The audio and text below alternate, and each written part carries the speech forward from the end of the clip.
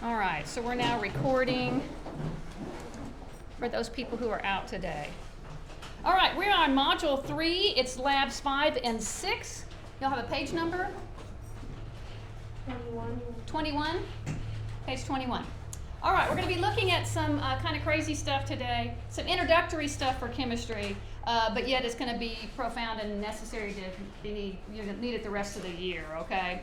So we're going to start off with some really smart guys who figured stuff out and went before us, sort of like with our periodic chart of the elements, right? People went before us and they figured some things out. They're real smart. Do y'all have your periodic charts with you today? We're going to probably need those during the lecture time. So this is William Crookes. He's a British chemist, and he started wondering about electricity going through different elements. All right, so he wondered if he could send electricity through them. So he had that question, can I send electricity through them? Then he had an hypothesis, which is I think I can send electricity through different elements. And then he devised an experiment to do that. And what he came up with was this thing right here. So that's called Crookes tube.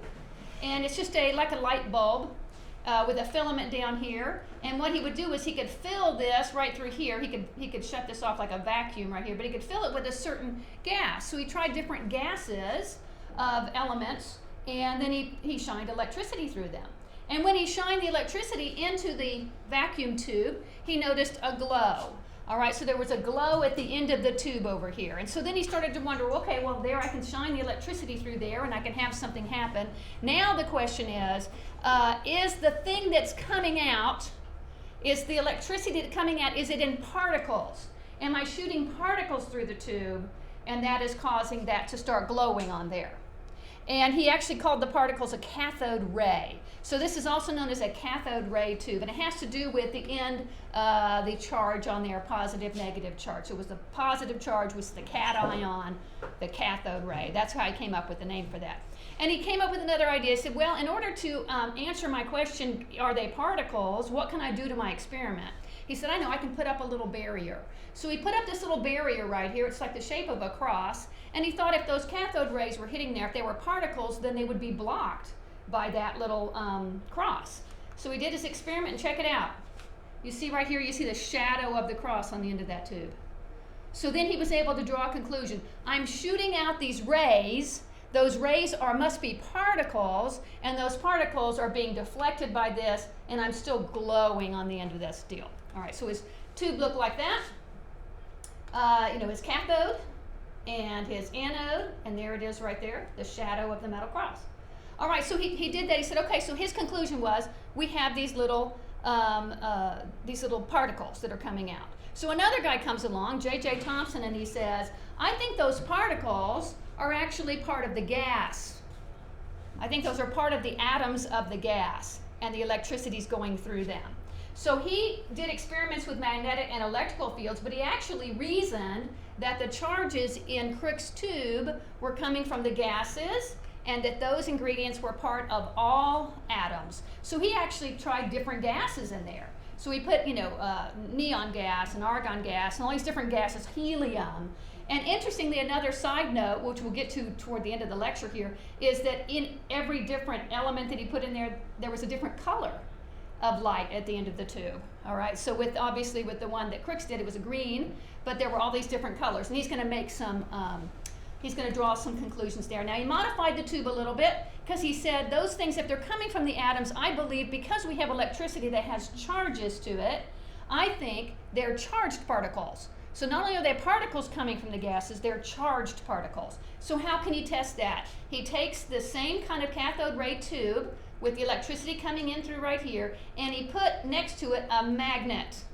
All right, so now these rays are going through this magnetic field, and the magnetic field deflected those particles up to one part of the tube there. And he said, okay, well, they're deflecting it like this.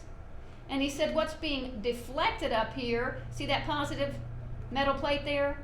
So the negative charges, there are negatively charged things that are being deflected up onto the light bulb that way, up onto the tube that way. And so he said it's electricity, and he named it.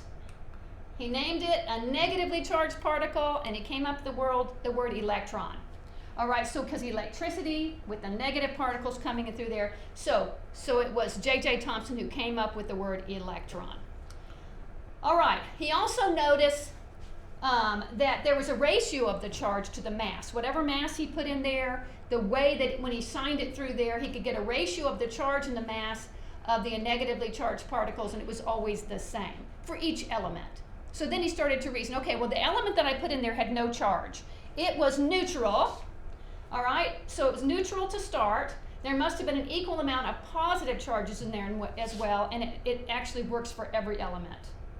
So he said he wrote that down and said it's interesting. He had a student, he came up with this idea. He said, okay, I think we have positive charges and we have negative charges, and they're suspended inside this thing we call an atom. Now this is a British delicacy, I guess, called plum pudding.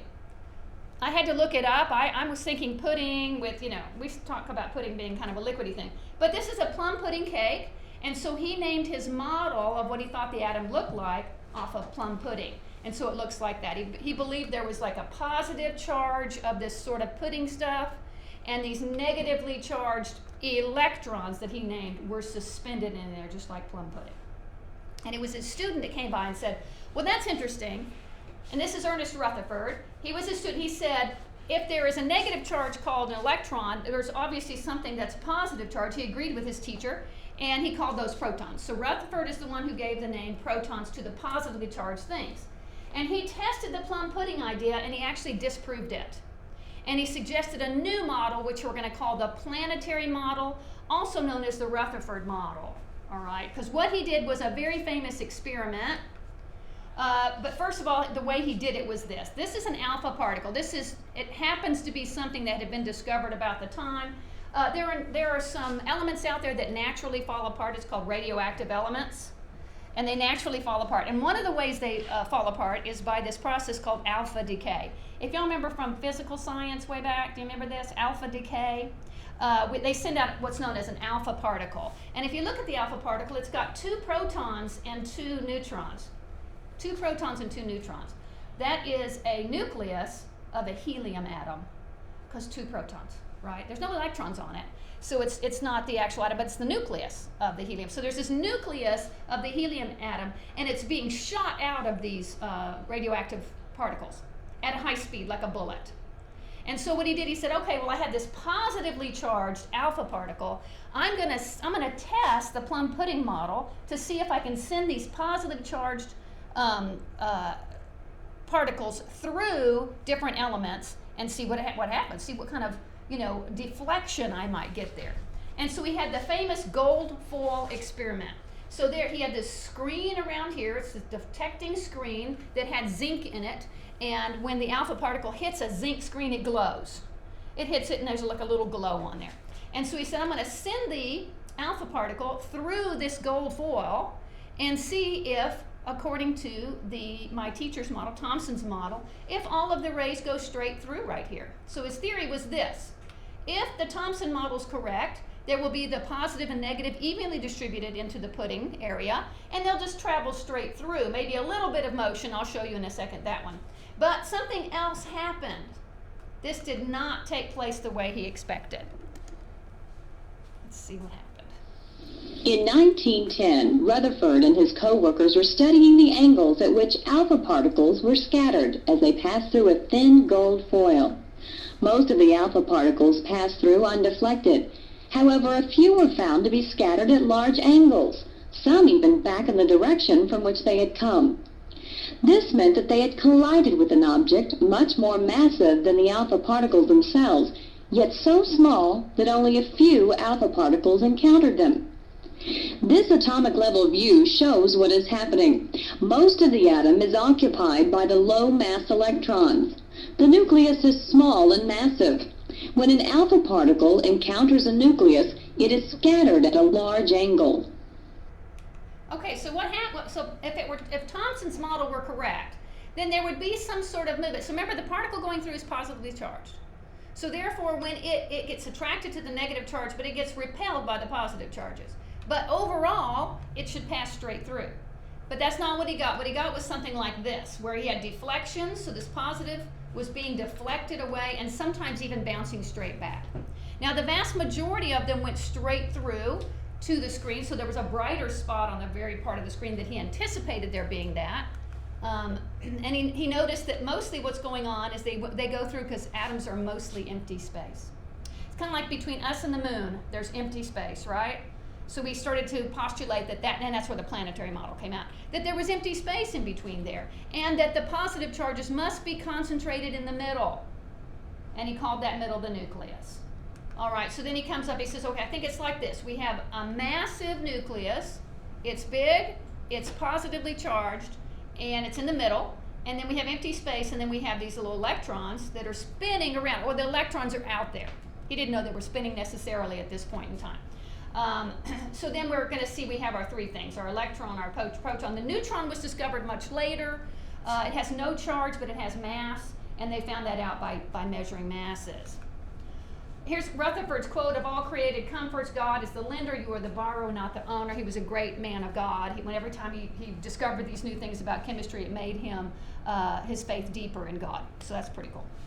Okay, so two principles, you're going to write this down. And these are with electricity at this point. This really could be part of physics. Like charges repel each other. You know this with magnets too, right? The two north poles will repel each other. Opposite charges attract each other.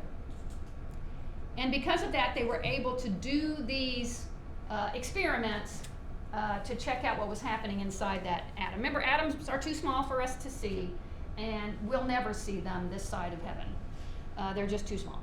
I think there's a really strong microscope in heaven that we can take a look, and we're probably wrong. We'll find out. We'll go, oh, that's how it works. Okay. All right, we got that. So here we go. Every substance has an electrical charge. Y'all may have noticed this when we have static electricity in our hair, this kind of thing. Most of the time, we are looking at neutral things because there's as many positive charges as negative, therefore no overall charge, and the substance won't have electrical charge. But if there's an imbalance, which is what happens with our static electricity, electrons carry on stuff, we will get a negative charge. So we have attraction between negative and positive, and repulsion between like charges. Okay, so what is the structure of this? We know that now that there are three components: protons, electrons, and neutrons. Protons are positively charged, electrons are negatively charged, and neutrons have no charge, but they have mass.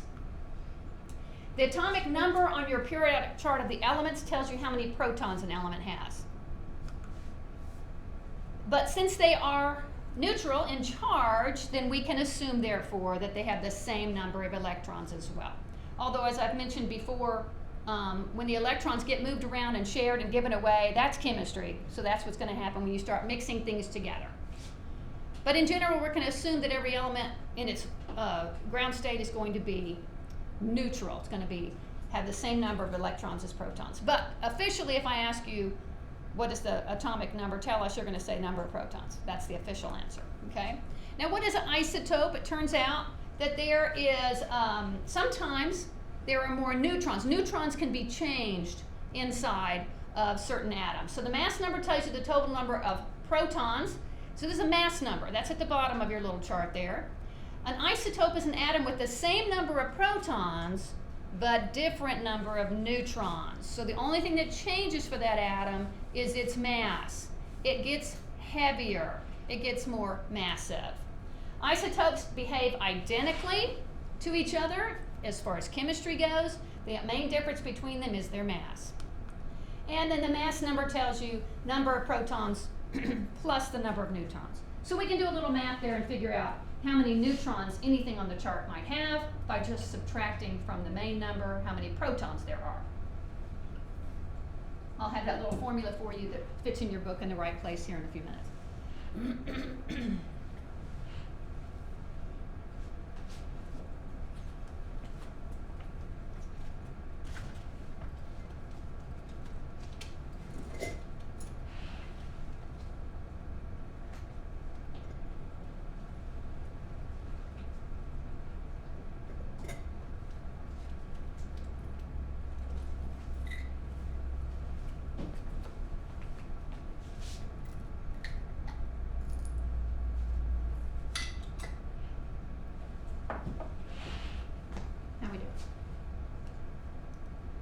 Y'all had to write all these words?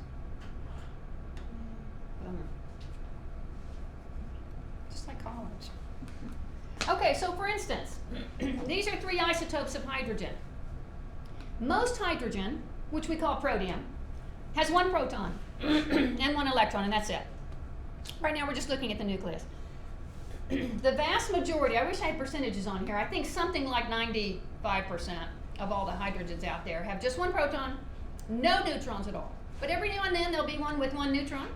We call that deuterium. And then one with 2 neutrons, heavy hydrogen, which we call tritium. Okay, so those are all isotopes. Now you might say, well, this is hydrogen and this is an isotope of hydrogen, this is another. No, they're all isotopes. It's just the most common one is 1 proton. Okay, so this is when you might need your chart. What is the name and the symbol of an atom that is made up of 10 protons, 10 electrons, and 11 neutrons?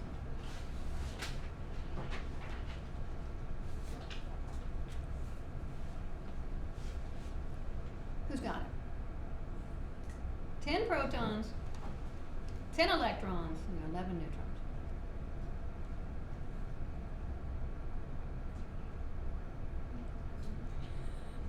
It's an easy question. Is it neon? It's neon. All right, but I want you to look at it real quick. Why do we know it's neon? Because how many, what's its atomic number?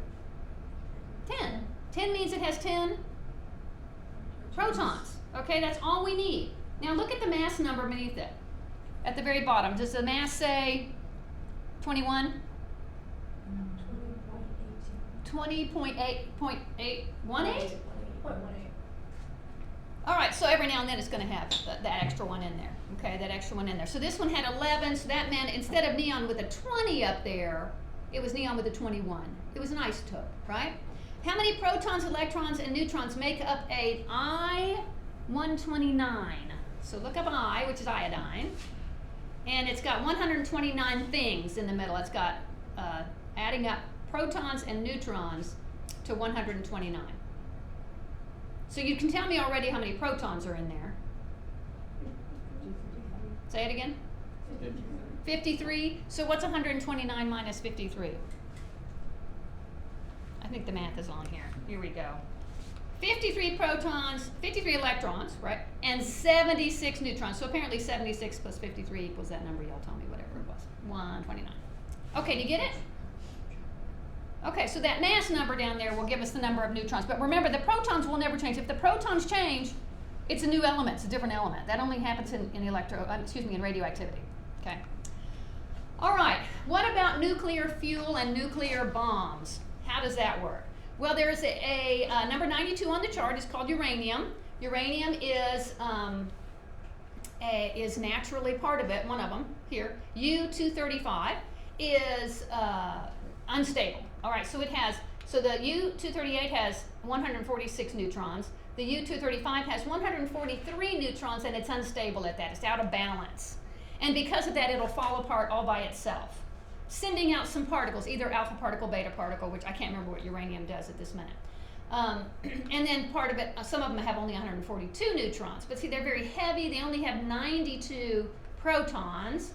And so what we can do is we can take this right here, U-235. It's only 0.7% of naturally found uranium in the earth. We mine for it. And the way to do it is to enrich it by basically getting everything else out and ending up only with this. And the way that you get that is a secret. It's a top secret, because if you have that, then you can make a bomb, a nuclear bomb. And we want to avoid that. Yeah. All right, here comes our nuclear bomb. Boom, right there. And nuclear bombs are very damaging, so I want to stay away from those. All right. Rutherford's experiment showed that the atomic theory was consistent with the data that he was getting. Okay, so his planetary model, that's not too bad for 1910. And it was only after that that they found the neutrons. Oh, you need that? Yeah. Consistent with the data.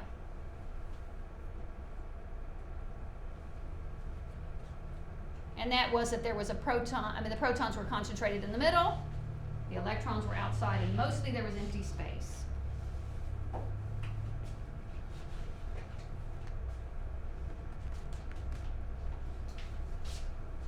And if any of you want this recording, you can get to that now. It'll be one of those YouTube things, right? Are we good? All right, and then we just show here, just real quickly, how to get the number of neutrons is to take the mass and subtract the atomic number, which are the number of protons. Okay, we already did that a little bit, right? But that's the formula for it. So if I ask you to find neutrons, you're going to need two things. You're going to need the atomic number, which is the number of protons, and you're going to need the mass number. So the thing you're going to need most of all is your periodic chart of the elements, which next week for your quiz, be sure to bring that, okay? All right, what about the light? Okay, so remember it was producing light at the end of that? So some people started wondering, well, what about the light? What's the deal with that? Rutherford's model wasn't consistent with the way the light was behaving.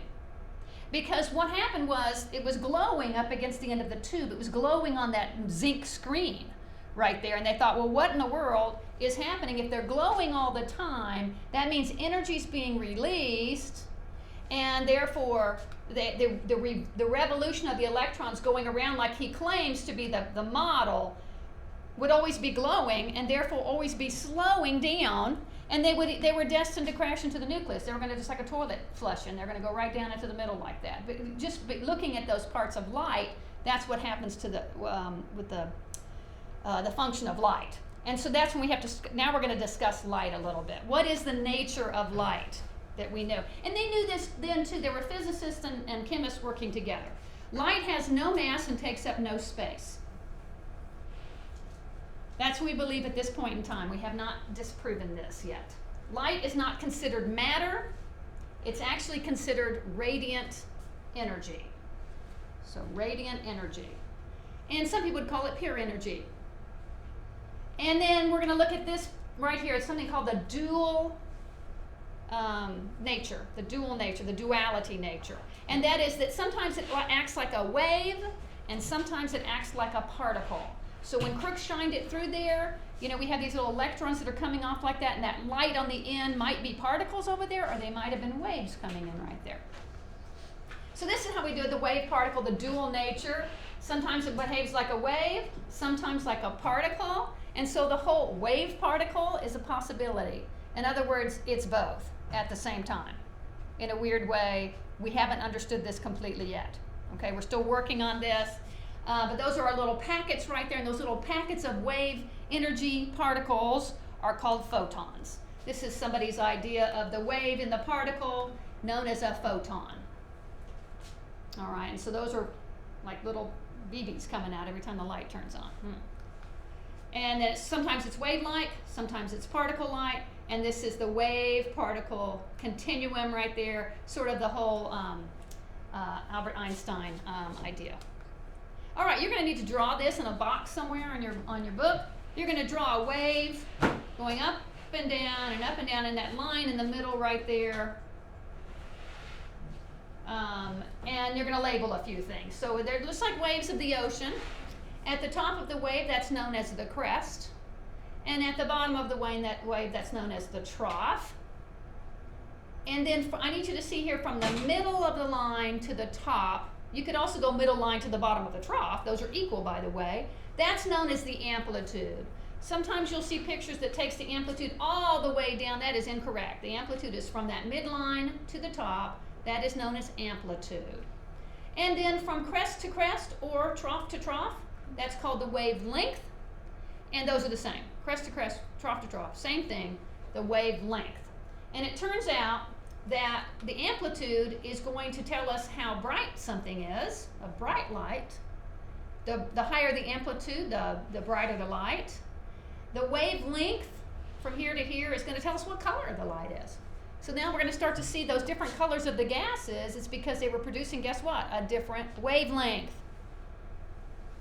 And then frequency is how many times it hits me. Okay, if you think if you're standing at the beach and a wave hits you, and if you counted in between each time the wave hits you, that would be the frequency of the waves. The waves can be really, really close together with a high frequency, and those are high energy waves, or really stretched out low frequency, which are low energy waves. And we'll see that on the whole electromagnetic spectrum here in just a minute.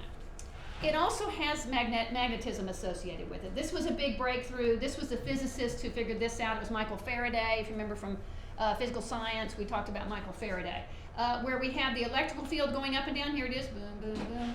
And kind of perpendicular to it wow, we have the magnetic field going alongside. So electricity produces magnetism, magnetism produces electricity. That's very helpful for us. We use it every day to power your houses. Okay, that's how you're getting power to the lights in your house, through magnets that are moving at a dam somewhere. All right, here is our spectrum. You're going to write down Roy G. Biv in those boxes. Red, orange, yellow, green, blue, indigo, violet. Notice it's backward here because I guess we couldn't spell his name, Vib G. Yor. So we put it the other way just for that word. But the higher frequency is up here, the higher, and down here the lower. All right. So Roy G. Biv, and y'all all know what that means. You don't have to write the word red, orange, yellow, green, blue, indigo, violet unless you want to. But those wavelengths show those different things. So what color wave has the longest wavelength? Check a look. These numbers will tell you. It's this one, yeah? So red. And which color has the shortest on the other end? Violet. You could say purple if you want. So we know, of course, this makes our rainbow, yes? There's our rainbow. And we can see that the light is being bent at a certain angle, and then it's being then brought out here to that wavelength out here to these different colors. And this, of course, is in the electromagnetic spectrum in a very slender area of the EM spectrum called visible light. And it's the only thing we can see. There are creatures out there that can see different parts of the spectrum. Some can see over here in the UV areas, ultraviolet. Some can see over here in the infrared. I think, is it bees or something that don't see any red at all, but they see over here in the UV. That's why, is it bees or birds? Bees don't pollinate red flowers because they can't see them. So that's why the hummingbirds like red. They can see them. The speed of light, do y'all have that in there, speed of light? 186,000 miles per second. It's very, very fast. It is a constant. The constant is called c. It is something we're going to use in math problems here in just a minute to look at the frequency of light, and because light is traveling at a certain fixed speed. It's called the speed of light. The number we're going to be using is the one here in the metric. Instead of miles per second, we're going to be using meters per second, and it's 3.0 times 10 to the 8 meters per second, and it's measured in 1 over second. That's its units of measurement. And 1 over second equals something called a hertz, named after Mr. Hertz, who had done work with light and the way it travels. So in a vacuum, it travels at 186,000 miles per second. I think it's rounded up in your book to 190 miles per second. It'll slow down a little bit in water to a very, very slow 140,000 miles per second, and through glass even slower, and then through diamond the slowest at 77,000 miles per second. And they've been doing some interesting work with this where they make diamond and things like that very, very, very, very, very cold, like almost to absolute zero, and they've slowed it down where you can actually see it moving like that, which is pretty cool. So they've slowed it down that much. All right, this is a formula that if it's not written for you, you need to write it down. F for frequency equals c, which is the speed of light, 3.0 times 10 to the 8, divided by the wavelength, that is the letter lambda. The Greek letter lambda.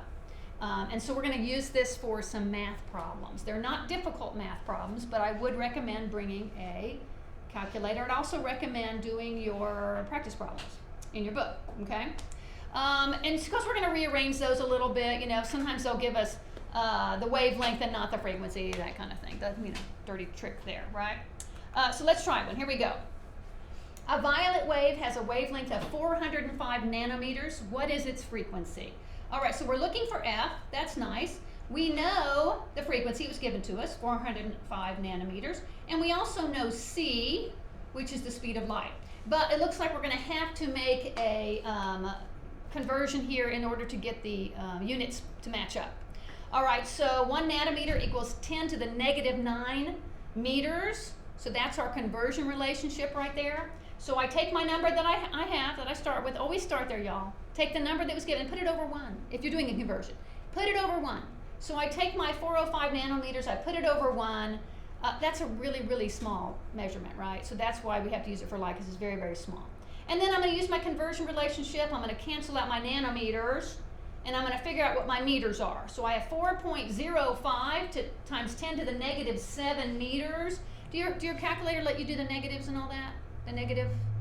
Oh, good. Oh, good. Because this is where I would totally miss a zero on this. I know I personally would. I'd have to put all the zeros in, 0.000, and then I'd have to do my zeros. Yeah, I'm going to lose it. So if your if your calculator does that, practice that a couple times on your practice problems using that function so you can use it in the quiz, okay? Okay, so now I have everything I need. I'm looking for frequency. I know what C is. That is 3 times 10 to the 8 meters per second. And then I can put it over the number I have here, my 4.05 times 10 to the negative 7 meters. And I'm going to come up with 7.4 times 10 to the 14, 1 over second, which, do you remember what that's called? It's called hertz. So the answer would be 7.4 times 10 to the 14 hertz, which is 1 over second. So the math is not difficult, as long as you remembered I have to get my conversion right there. And I will tell you that those light frequencies, wavelengths, are always going to be in those nanometers. So, all right, that means that 7.4 times 10 to the 14 waves hit you each second.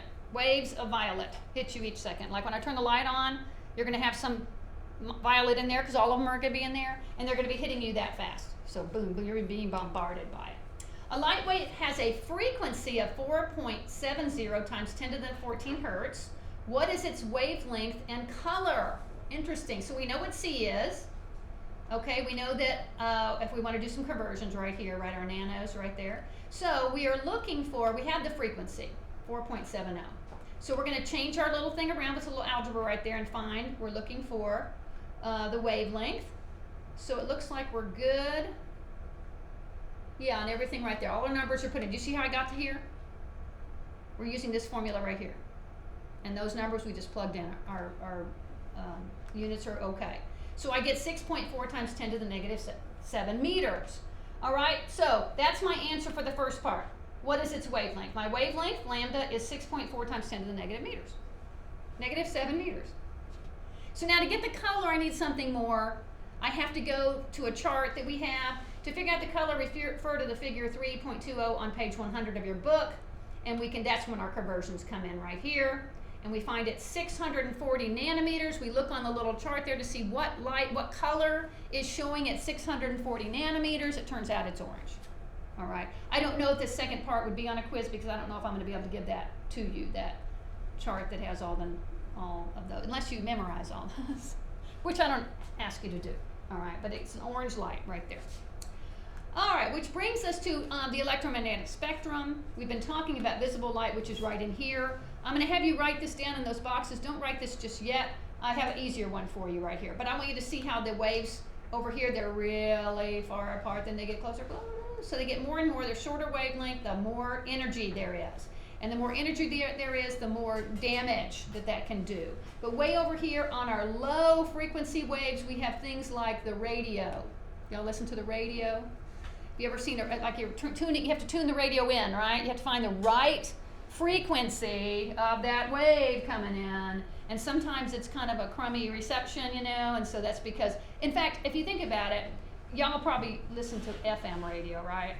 And all the FM radio mostly have pretty big numbers. I don't know if you pay attention to the numbers. The bigger numbers mean they're going to have a larger wavelength, so that they're going to be stronger. They're stronger waves. I listen to AM radio and it's like 590. It's way over here, and so I really have to move my radio around and that kind of thing like that. Here's the one I want you to draw because it's going to be easier to draw. You're going to start with we're going to see we're going the other direction. All right. So in your deal, you're going to say we're going to talk about our waves being close together. You're going to write gamma ray. I think you have 1, 2, 3, 4, 5, 6, 7, 8, 9 blanks. Is that correct? Yeah. So you're going to have gamma ray. Those are the most damaging. Gamma rays will kill you. Fortunately, a lot of the gamma rays, they're coming from space, they're coming from the sun. A lot of those are deflected by our atmosphere, and so we are, not hurt. The next one you're going to is X-ray. If you've ever had an X-ray taken, you don't want to have like an X-ray taken every day, right? When I used to be the X-ray technician at the vet clinic where I worked, and I had to wear a big lead apron. all the time to protect my body from getting exposed to X-rays. Then comes UV light, ultraviolet. It's on the other side of violet. It can also damage you, that's sunburn. Then we have visible light, right here. That's what we see. That's Roy G. Biv. Then past the red, we have something called infrared. Infrared, you could say, is heat light, if you will. You see the special glasses and whatever. Microwave, which we, cook food in. That's the microwave oven is using those kind of waves. We have TV, and then we have radar, and then the last one we have on there is radio. And it's showing you how big these waves are. So a gamma ray is as big as an atomic nucleus, so small. X-ray is a little bigger, the size of an actual atom. The ultraviolet is the size of molecules. Visible light's the size of microscopic creatures. What's this? A needle point is infrared. Butterflies. What do you mean butterflies? That doesn't make any sense. Oh yeah, they're getting bigger. They're getting bigger. So why is it? That's bigger than this. Okay, butterfly, then humans, then radio waves are the size of buildings. So they're huge. They're huge, and they're coming in these windows right now. They're bombarding us. I think I have a little video for you. When the wavelength is large, the frequency is small. When the wavelength is large, the frequency is small. When the wavelength is small, the frequency is large. So as a light wave's frequency increases, its energy increases. Frequency increases, energy increases. As its frequency decreases, its energy decreases. As a light wave's wavelength increases, its energy decreases. So its wavelength increases, its energy decreases. As its wavelength decreases, its energy increases. So light with a shorter wavelength than visible light have higher frequencies and higher energy, therefore they're dangerous, including gamma rays and UV rays. And I think that's easier to see when you see those little visual, at those waves that are all compact like that are coming at you like a bullet. All right, good? All right, let's watch this.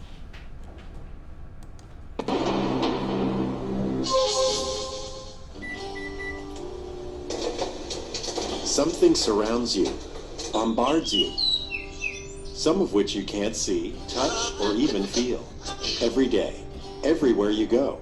It is odorless and tasteless, yet you use it and depend on it every hour of every day. Without it, the world you know could not exist. What is it? Electromagnetic radiation. These waves spread across a spectrum from very short gamma rays to X-rays, ultraviolet rays, visible light waves, even longer infrared waves, microwaves, to radio waves which can measure longer than a mountain range. This spectrum is the foundation of the information age and of our modern world. Your radio, remote control, text message, television, microwave oven, even a doctor's X-ray, all depend on waves within the electromagnetic spectrum. Electromagnetic waves, or EM waves, are similar to ocean waves in that both are energy waves. They transmit energy. EM waves are produced by the vibration of charged particles and have electrical and magnetic properties. But unlike ocean waves that require water, EM waves travel through the vacuum of space at the constant speed of light. EM waves have crests and troughs like ocean waves. The distance between crests is the wavelength. While some EM wavelengths are very long and are measured in meters, many are tiny and are measured in billionths of a meter, nanometers. The number of these crests that pass a given point within 1 second is described as the frequency of the wave. One wave, or cycle, per second is called a hertz. Long EM waves, such as radio waves, have the lowest frequency and carry less energy. Adding energy increases the frequency of the wave and makes the wavelength shorter. Gamma rays are the shortest, highest energy waves in the spectrum. So, as you sit watching TV, not only are there visible light waves from the TV striking your eyes, but also radio waves transmitting from a nearby station, and microwaves carrying cell phone calls and text messages, and waves from your neighbor's Wi-Fi, and GPS units in the cars driving by. There is a chaos of waves from all across the spectrum passing through your room right now. With all these waves around you, how can you possibly watch your TV show? Similar to tuning a radio to a specific radio station, our eyes are tuned to a specific region of the EM spectrum and can detect energy with wavelengths from 400 to 700 nanometers, the visible light region of the spectrum. Objects appear to have color because EM waves interact with their molecules. Some wavelengths in the visible spectrum are reflected, and other wavelengths are absorbed. This leaf looks green because EM waves interact with the chlorophyll molecules. Waves between 492 and 577 nanometers in length are reflected, and our eye interprets this as the leaf being green. Our eyes see the leaf as green, but cannot tell us anything about how the leaf reflects ultraviolet, microwave, or infrared waves. To learn more about the world around us, scientists and engineers have devised ways to enable us to see beyond that sliver of the EM spectrum called visible light. Data from multiple wavelengths help scientists study all kinds of amazing phenomena on Earth, from seasonal change to specific habitats. Everything around us emits, reflects, and absorbs EM radiation differently based on its composition. A graph showing these interactions across a region of the EM spectrum is called a spectral signature. Characteristic patterns, like fingerprints within the spectra, allow astronomers to identify an object's chemical composition and to determine such physical properties as temperature and density. NASA's Spitzer Space Telescope observed the presence of water and organic molecules in a galaxy 3.2 billion light-years away. Viewing our sun in multiple wavelengths with the SOHO satellite allows scientists to study and understand sunspots that are associated with solar flares and eruptions harmful to satellites, astronauts, and communications here on Earth. We are constantly learning more about our world and universe by taking advantage of the unique information contained in the different waves across the EM spectrum.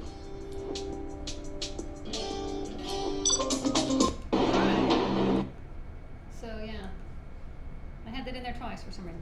Okay, so gamma, UV, X-rays are all blasting us from the sun. Unfortunately, and fortunately, not unfortunately, the atmosphere is protecting us. So there's the Earth. We have this magnetic shield in our atmosphere, which is actually deflecting a lot of that. So yeah, somehow that got designed that way. How lucky for us, right?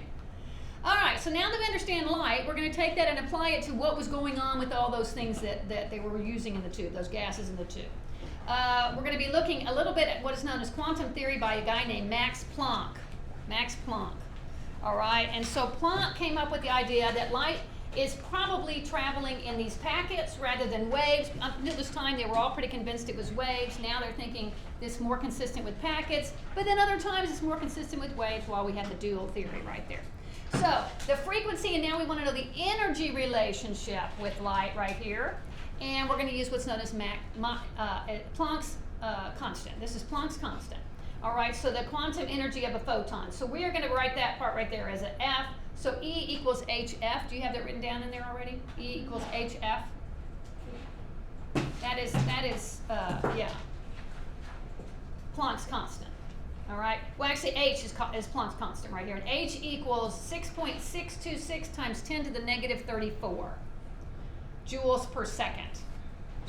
All right. So we're going to use that. So we're going to use these different formulas, or the proper word would be formulae. That is the plural in the Latin. Of light and energy. So we already know this formula right here, finding our frequency. We can move it around to do that. We know that the speed of light is 3.0 times 10 to the 8 meters per second. And then we're going to see how's the energy associated with that. So we're going to take our frequency that we will be able to compute over here and put it in to find our energy by taking our frequency and multiplying it by Planck's constant, which is that number right there, 6.63 times 10 to the negative 34 joule hertz. So joule is the energy thing, and remember we already looked at hertz, which is our frequency thing. So a wavelength is in nanometers. We have 10 to the negative 9. That's our nanometers meters conversion relationship. Our frequency is 1 over seconds equals hertz, and our energy is in joules, named after Mr. Joule, who was working with energy. And we're using that because Planck figured that out. So let's just trust Planck on that one. So we're going to do an example now. A light wave has a frequency, we've got the F right there, of 2.3 times 10 to the 16 hertz. What is its energy? So do we have that?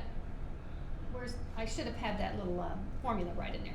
So we know this is Planck's constant right here. This is C. All right, so what's the next thing we're going to do if we're trying to find the energy? All right, we're going to use this, right? So we have our H all the time. We have our F right there. And we're going to do that math and end up here. 6.63 times 10 to the negative 34 times 2.3 times 10 to the 16 hertz, and we're going to end up with only joules. And joule is the unit for energy. Okay, so joule is energy. Planck's has both of them in there, right? So we're going to come out here. So we're going to end up with our energy is going to be 1.5 times 10 to the negative 17 joules. You'll have a couple of problems like that in your, and this is really physics right here. So if you end up taking physics someday, you're going to become very, very good friends with Max Planck and use his constant all the time. All right, now's where we go over to 3B. And we're going to take all of this information we know about the way light acts and how we are sending it through and everything to find out the design of atoms, and this gets really crazy. All right, it brings us to Niels Bohr. So Niels Bohr was fascinated with that experiment of the light when it shone through, that every element had its own color. And he said, that is so cool. Why is that happening? And so he developed a science called spectroscopy, and it led to a new model. It's going to be very similar to the planetary model. We're going to call this the Bohr model. There's going to be a little refinement of it, and then Bohr isn't exactly right all the way as far as we can tell, which is going to bring us to the model we're using right now, which we use Bohr's model of the atom all the time because it is so easy. All right, it's so easy to visualize. So the idea is, of course, we have everything in the middle. That was all correct. Okay, so Rutherford was right on that. But what Bohr decided was that what was the light? Where was the light coming from? When we shine the electricity through it, why was it glowing? And he decided what was going on is the electrons were actually jumping up and down. They were jumping out of their orbit. The energy was sending them somewhere, but then when they came back, the energy was released, and it was released in the form of light. All right, so we think that it looks like this. Now, he's not exactly right. Atoms look something more like this. Yikes. This is called the quantum mechanical model, and we'll get more into that here in just a second. All right, so the idea is that instead of, let me go back to Bohr. Okay, we have the nucleus, and we have electrons spinning around like our moon spins around, rotates around the Earth, right? Like that. But when they did a few tests, they started seeing that there was something weird about the electrons. What Bohr did to change Rutherford's model was to say, let's say this electron right here can be anywhere in here. So we think it's a cloud. It's not spinning in a fixed orbit like the moon is in a fixed orbit. It's spinning in a cloud. And that cloud can be here, it can be here, it can be here, it can be here, it can be here, all the way here, but not beyond here. So it'll stay up in this energy level. This is an energy level. This is a lower energy level. The closer it is to the nucleus, the lower the energy level it is. All right, and so doing experiments on that, they started to see, well, that they're not acting like they're going in a circle around it. So I might get a picture of the middle, and then the electrons spinning around, but they're like in a cloud covering it. They could be anywhere within their energy. What we call it a shell, which is a little bit unfortunate. We call it a shell because it seems solid. It's really empty space with these things spinning around, and they're spinning around in something besides spheres. All right, so some of them are spheres, but some of them are this shape. Okay, so this is called the s orbital. S orbital means that it's spherical. These, however, are called the p orbitals for dumbbell shaped. I don't know what the p stands for, but they call them dumbbell shaped, like you're lifting up a dumbbell. And these are really bizarre ones. Check this out. Okay, we really don't know this, y'all. We have some x-rays that kind of show some interesting things like this, but these are the d orbitals. Okay, so we have s orbitals, s, p, d, f orbitals. All right, do I put f in? Oh yeah, look at f, yikes. Okay, this is chemistry too, by the way. We're not gonna deal with d and f orbitals. We're only gonna deal with s and p orbitals. All right, and so the deal I want you to know about them is for every orbital, spherical, or p, there only 2 electrons can go in there. So 2 electrons in here, 2, 2, and 2. So we put all these three together. I'll show you that in a second. So that I have 2 in the spherical, I have 2, 4, 6 in the p orbital. Do you see why I have 6? Because there's 2 in each one of those things, in each plane, x, y, and z. And these have 2, so 2, 4, 6, 8, 10. So 2, 4, 6, 8, 10. And then 2, 4, 6, 8, 10, 12, 14 for the f orbitals. Remember, we don't have to worry about these. I'm just giving you that information. All right, so how did we get here? Way back in the day, the Hindu philosophers said we have elements called fire, air, water, and earth. Then Democritus comes along and he says, you know what? When you get closer to that beach, I see those little grains of sand right there. I'm going to call those indivisible things atoms, and depending on what they are, they're shaped differently. So water atoms might be shaped like this, iron like this. Lord Kelvin comes along, he says, oh, I think it's more something like they're shaped like a pretzel, a twisted knot kind of a thing. That got replaced with J.J. Thomson's plum pudding, which got replaced with, well, we know that Rutherford's in there with the planetary model that left him out of this one. Bohr is kind of a modification of the Rutherford atom. And then comes the quantum mechanic theory is where we are now, with our orbitals being different shapes. So the quantum mechanical model shows electrons get excited and jump to a higher orbital from the lower to the higher by adding heat or other energy. They absorb that, they get excited, that's called the quantum leap. But they always go back down to their original energy level. They always drop back down. And when they do that, they emit light. That's called the quantum fall. Okay, so that's where the light is coming from, is it falls back down and it glows. And it glows in a specific color based on whatever element we're talking about. Remember those salts that I burned the first lab we had? Yeah, they were different colors, right? That's because they were putting off a different spectra.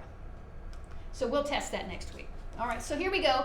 It got bumped up here because energy was put into it. Now it's dropping back down and leaving this out right here. You can see it again, dropping back down and then releasing that light. It's coming down to the level here and energy coming down. It's called the quantum leap, the quantum fall, and then watch this. So it's up in the top, it's going to fall down, and now it's going to go back up, and then it's going to fall down. Energy in, energy out. Get it? And when the energy's out, light is there. But energy had to come from somewhere. We had to put the energy in to begin with. Okay. All right, so here's our p orbitals. We have one going on the x, one going on the y, and one going on the z, if I said that right.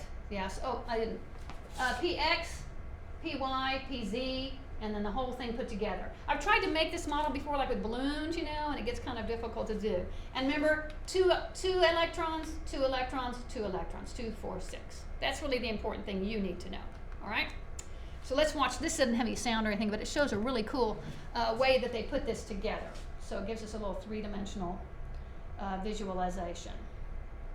So first comes in our 1s orbital. This is 1s, and it's a sphere. Then the next energy level up will be our 2s orbital. So it'll come in another sphere bigger to go around it, you know. So we have two electrons now, 2 more electrons. And then we're going to come in with our 2p. That's the energy level. 2 is the energy level. Here comes the first one. That'd be x. And then it's going to come y,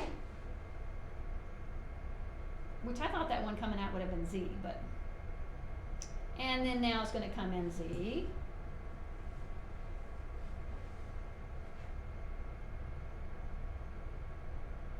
So there's 2, 4, 6. And the s's each had 2.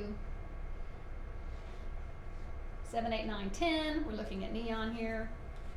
There's kind of our three-dimensional. Kind of cool looking, huh? Now we're going to bring in another s that comes around here that covers the whole thing up with our 3s. Okay? All right. So the quantum mechanical view of neon. We're looking here. Are you supposed to draw this? So neon is number 10 on your atomic, on your periodic chart of the elements. So we know it has 10 protons. So it has 2 electrons in the first s orbital, and then we're going to look at these 1, 2, 3, 4, 5, 6, 7, 8. 6 of them in the p, 2 of them in the second s orbital. Those are energy levels, okay? So there are 2 in 1s, 2 in 2s, 6 in 2p. And this is going to become really important here in a second, okay? It's actually kind of fun. All right, so how do we build them up? All forms of matter try to stay in their lowest possible energy state. Remember I said they always want to drop back down. If you put electricity and they have a quantum leap, they're always going to fall back down, the quantum fall. That's because they always want to go home. Electrons always want to go home. There's no place like home. Furthermore, they're lazy. I can relate. They're lazy, okay? So they go back home. The ground state is that lowest possible energy state. In other words, they're not being excited by electricity or any energy being added to them. By following electrons through their energy levels, we can begin to picture them and understand something known as an electron configuration. If you're going to have a difficult time in this module, it might be with the electron configurations, but you shouldn't, because it's actually a lot of fun. And it's super helpful, all right? So I've come to make peace with electron configurations, more so than with Lewis dot structures. So we'll talk about those another time. All right, this is what an electron configuration looks like, okay? The electrons are distributed into energy levels. We have our 1s, we have our 2s, we have our 2p. The 2 and the 1 refers to the energy level. So in this particular configuration, the lowest energy level is 1, the highest energy level is 2. That's the highest energy level we get, okay? So we have these little numbers up here. This is so much fun right here. We're going to count them. We have 6, 7, 8, 9, 10. I have 10 electrons right there. So I can tell you this is the electron configuration for neon, because it has 10 electrons, okay? And remember, we also know that we define it by the 10 protons that it has, but we're talking chemistry now. And chemistry is about how the electrons get moved around and traded and shared and that kind of thing, okay? So those are counting the electrons right there. Every element has its own electron configuration. So when you're looking at your periodic chart of the elements, you're going to see the reason, the mystery is going to be solved as to why it's arranged the way it is. All right, so we have two groups over here, okay? These two columns going down are our s orbitals. That's the energy level over there, s. These are our p orbitals. And these crazy guys in the middle are our d orbitals. Okay? So something you need to know, okay, because you will be following through the d. D has 10. We don't need to worry about what the orbitals look like, because they have those weird, crazy donut-looking things. But there's 10 electrons in there. I just need you to know that. There's 6 electrons here. 1, 2, 3, 4, 5, 6. There's only 2 in this energy state. Am I making sense to y'all? Okay, so there's 2 electrons in the s energy state. There's 6, because of the way they're shaped, 2, 2, and 2, okay, in the p, and then there's 10 in the d. Now notice you're not seeing any f here. Notice there's that, in your chart, there's that whole group that are pulled down below everything. Okay, those are the f's, all right, and we will not be messing with those guys, all right, we're going to leave those guys alone. They've been pulled out. If you look at their numbers, they've been kind of pulled out of the middle there because they act funny. F for funny. Freaky. Okay? And we're not going to mess with them. All right, so, but in order to find the electron configuration, we're going to be following through here. So the first thing we need to know is we're going to put helium, notice what color it is, helium in a special spot. We're going to pull it right over here next to hydrogen, okay? So it's going to be in the s orbital block. So it's not p, it's s, because it's so small, okay? All right, ground state is the lowest possible energy. So here we're going to see 1s, 1, that's hydrogen. 1s, 2. How many electrons does it have? 2. All right? And so we're going to follow those down right here. When you get down to over here, you're going to have to add them up. So you can't say each one of these has 6. No. Each one of those has something we're going to add all together right here. All right. We call the first 2 columns the s orbital block because the last electron of the atom is found in a spherical orbital. Okay? Since each orbital can only have 2, the s orbital block is only 2 columns wide. How about that? Okay?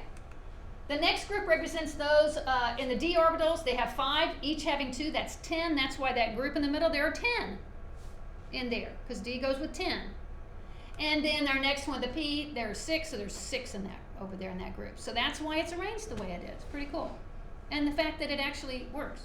I mean, it works. Everything they tried to work with this thing, all of a sudden everything was fitting in like a beautiful puzzle. How about that?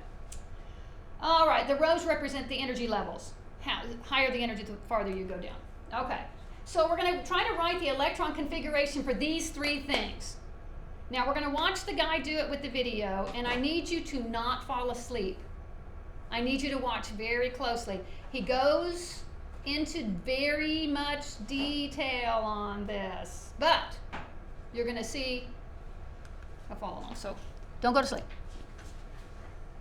In the next 3 examples, we're going to be determining some electron configurations. Now remember, the periodic chart is laid out so that you can determine the electron configuration by just looking at the chart. The first 2 columns on the chart, 1A and 2A, are for those elements whose last 1 or 2 electrons are in an s orbital. The last 6 columns, 3A through 8A, are for those elements whose last few electrons are in a p orbital. And the middle block, 1B through 10B, are for those elements whose last few electrons are in d orbitals. The rows in the periodic chart represent the energy level of the last few electrons. Row 1 is energy level 1, row 2 is energy level 2, and so forth. That's true for the s orbitals and the p orbitals. For any electrons in d orbitals, the energy level is determined by taking 1 from the row number. I forgot to tell you on that. So for example, if you look at that first row of d orbitals, that's in row 4 of the periodic chart, but that represents energy level 3.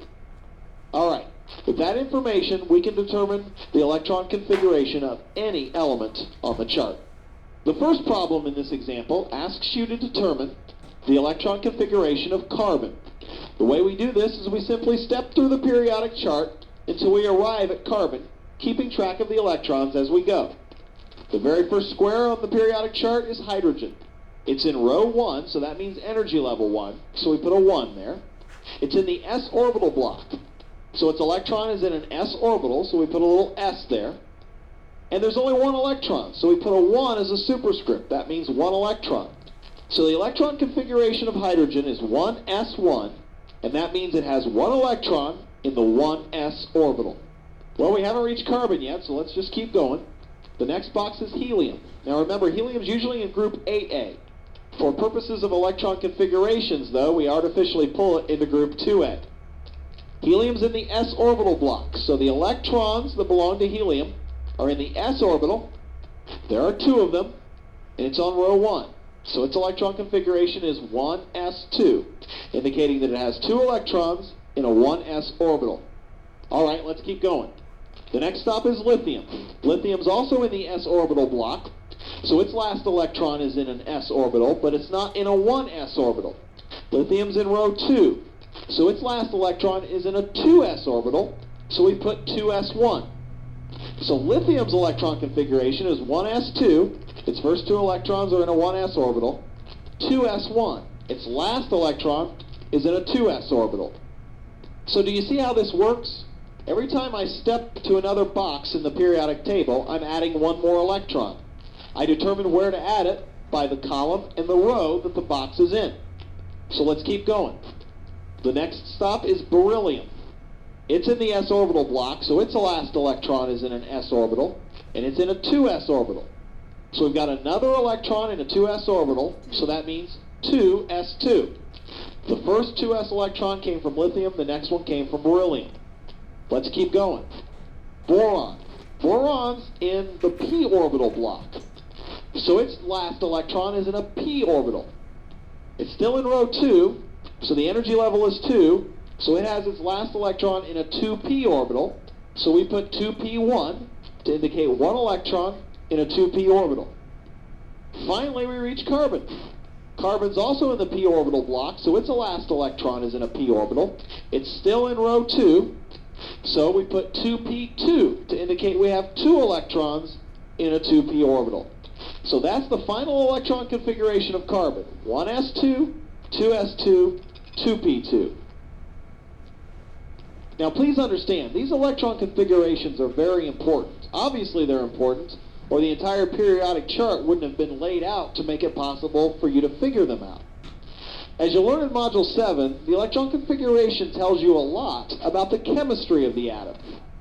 Now that's not the only thing it tells you, it also actually tells you where every electron is in the atom.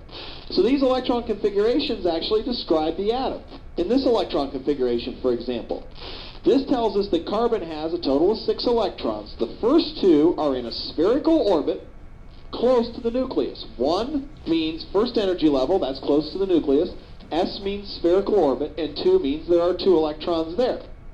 Then there are 2 electrons in a bigger spherical orbit. 2 means it's farther away from the nucleus, so it's bigger. S means it's spherical. 2 electrons means there's 2 electrons there. And then finally there are 2 more electrons in dumbbell-shaped orbits that are about as far from the nucleus as the second spherical orbit. So these electron configurations look a little arcane, but they're very, very meaningful. All right then, let's work on the next electron configuration. The next electron configuration is that of chlorine. Now think about it for a minute. We don't have to start over here. After all, we determine electron configurations by walking through the chart, box by box. Well, in order to get to chlorine, we've got to pass through carbon. So there's no sense of erasing everything and starting over. Let's just continue on from carbon until we reach chlorine. The next box is that of nitrogen. We add another electron, but it's still a 2p electron because nitrogen is still in row 2 and in the p orbital block. Then the next box is oxygen. We add another electron, but once again, it's a 2p electron because oxygen is still in the row 2, the p orbital block. Then we move on to fluorine. Still in the p orbital block, still in row 2, so that's just another 2p electron. And then we hit neon. Neon's also in row 2, p orbital section, so that adds another 2p electron. We're now up to 2p6. There are 6 electrons in the 2p orbital all the way up to neon. Now we go to the next box, which is sodium. Sodium's on the next row, 3. So its energy level is 3. It's back in the s orbital block, so the electron we're adding here is an s orbital electron. Then we go to magnesium. Magnesium's still in row 3, s orbital block, so the new electron just goes in 3s again, and we have 3s2. The next box belongs to aluminum. It's still in the 3rd row, but it's in the p orbital block, so the next electron we add goes in the 3p orbital. All right, then we continue. We go on to silicon next. It's still in the 3p section, so we just add another 3p electron. And we continue that way. The next box is phosphorus. We add another 3p electron. The next box is sulfur. We add another 3p electron. And then finally we come to chlorine.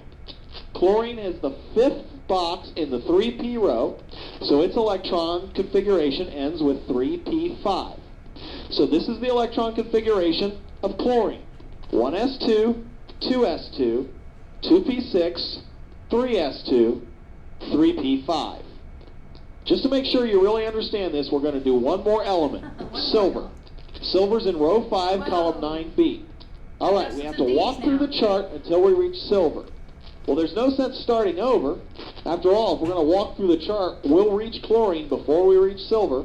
So we might as well take what we've done so far and just add to it. All right, well, the next box along the way to silver is argon. Argon's still in row 3, the p orbital block, so we just add another p electron, and we have 3p6. All right, now we're going to speed up. We want to do this a little more quickly because we have to get all the way down to silver. The next 2 boxes we encounter are in row 4, the s orbital block. That gives us 2 electrons in 4s. So we'll just write that down, 4s2. Then we encounter the d orbital block. Now remember, to get the energy level of the d orbital elements, we have to subtract 1 from the row number. So we're in row 4, but the energy level is 3. They're d orbitals, so we have 3d. We have to go all the way through this block. There are a total of 10 elements there, so that'll give us 10 electrons to throw in the 3d orbitals. So let's just write that, 3d10. All right, we've got to go to the end of the row still. The next set of elements are in row 4, but the p orbital block. So we have to write 4p, and there are 6 of them, so I get 6 electrons in 4p. Now the next 2 elements are in the s orbital block, row 5. So I've got to have 5s2 because there are 2 elements there. Now I'm finally at least in the row and the block that we find silver in. So I've got to walk all the way over to silver. I'm now in row 5, but remember in the d orbital block that's energy level 4. So I'm filling 4 d orbitals at this point. In order to get to silver, I've got to walk through 9 boxes. So that's 9 more electrons, so they all go in 4d, and the final section is 4d9. So that's the electron configuration of silver. It's a lot longer, but it's just as important as the other electron configurations we just determined. Okay, so you get it? And if I went through and added up each one of those numbers right there, I would come up with a number for silver, whatever that number is. Okay, so that's how many electrons would be in there. Okay, so I apologize, I forgot to mention to that energy level drop right there in the D's. We go down to the energy level below it, just to call it that way. Also, I wanted to mention to you that, like, say for instance in the p orbital, let's say in carbon, so carbon had 2p2, right? So 2 electrons there. And remember, they're like this, the dumbbell. They can be in this part of the dumbbell, or this part of the dumbbell, or this part of the dumbbell at any given time. We're never exactly sure where the electrons are in their orbital. That's called the Heisenberg uncertainty principle. Okay, we're not really sure where they are ever. And so, like with the D, they could be in that donut one, or that round one, or that side one. They could be anywhere. But they're somewhere in there. All right, but now I will give you, look here, we have a shortcut for electron configurations. Awesome. We can do that by doing what we call the abbreviated electron configuration. So here's how we do. We find the symbol. So for this one, we're going to be trying to do zinc. Let me tell you, my chart that I have for college had all of those little electron configurations written in the box. They were already written, and I just have to look at them. I was like, oh, there they are. Yes, that's cool. And I actually got one for my students one year, and I noticed they had them in there, and I had to take them away because, so I had to get you these simpler ones. You have to do it yourself. Although the students never saw them. The students didn't notice them. Yeah, so, and I didn't tell them. So here you go. We're going to go here to zinc. So the first thing, we'll find the symbol. So the symbol is Zn for zinc. And then the next thing we're going to do is we're going to write the noble gas that came before it. So the noble gas that comes before zinc is all the way back here to argon. We take argon and we put it in brackets. And then from there, we just add, so we have our argon in brackets, then we say 4s2, 3d10. So I don't have to write everything that came before it. This is an abbreviated version. So for instance, if I were trying to do silver again, I would put krypton in brackets and then just do my 5s2, 4d, 1, 2, 3, 4, 5, 6, 7, 8, 9. And so it'd be much shorter, right? So if I ask you to do an abbreviated one, let's do one right now. Abbreviated configurations for SR. Let's find SR. SR. What is SR? Sure. There it is, right there, number 38. Okay, so what is the noble gas before it? Looky, looky. Krypton. I'm going to take it, put it in brackets. It's going to be an easy one, isn't it? Because it's over here in the S's. What's it going to look like? Oh, before we do that, let's find SE real quick, too. SE's all the way over here. Okay. It's going to look like krypton and 5s2. See? See how I got that? Yeah? Those are much fun, more fun, right? Okay. What if you do one of the ones that's in the brackets? What about Like it? if you do, like If- if you do a gas instead. Like if it asks you that, Yeah. well then you have to do the whole, you can't do a, Okay. unless, what is the abbreviated electron configuration for argon? Or else you would do neon and add all the other stuff to it. Okay. Like I'd go back to neon, and then I'd add 3s2, 4p6. Okay. 3p6, sorry. Okay, now we're going to go to selenium right here. So we're going to have argon, that's K on that one, argon 4s2, 3d10, 4p4. Okay, so much shorter instead of doing all that stuff all the way to argon. All right, so tell me what this element is.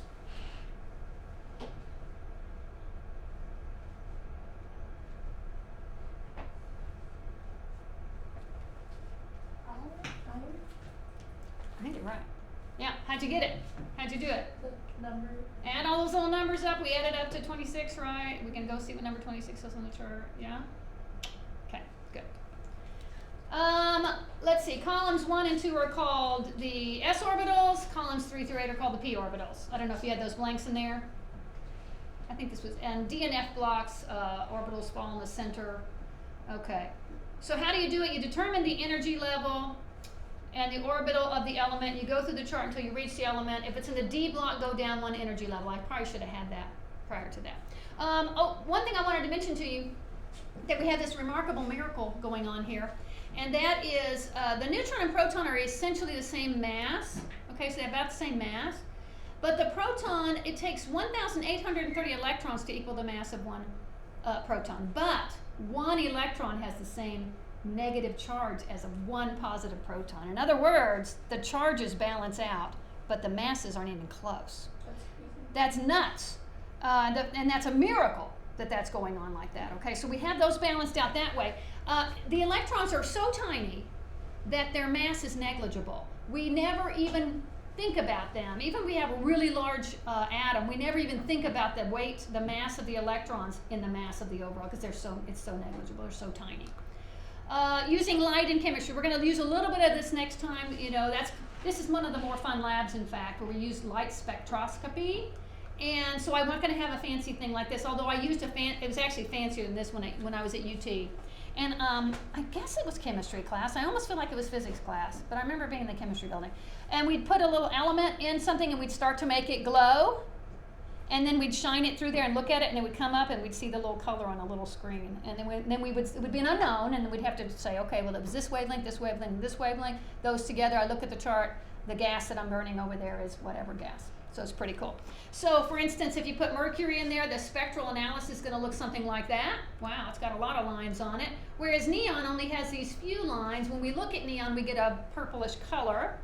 Cadmium, these, iron, this. So it's a fingerprint of each particular gas. And we're going to be doing those same salts next time, looking at them through a little cheap-looking spectrometer, and try to get that done. Okay. And I think, we don't have the electric pickle, sorry. I think we're done. Oh, I was really worried about getting through this lecture on time now, so we did, we got through on time. Yeah. All right, and I can now stop the recording.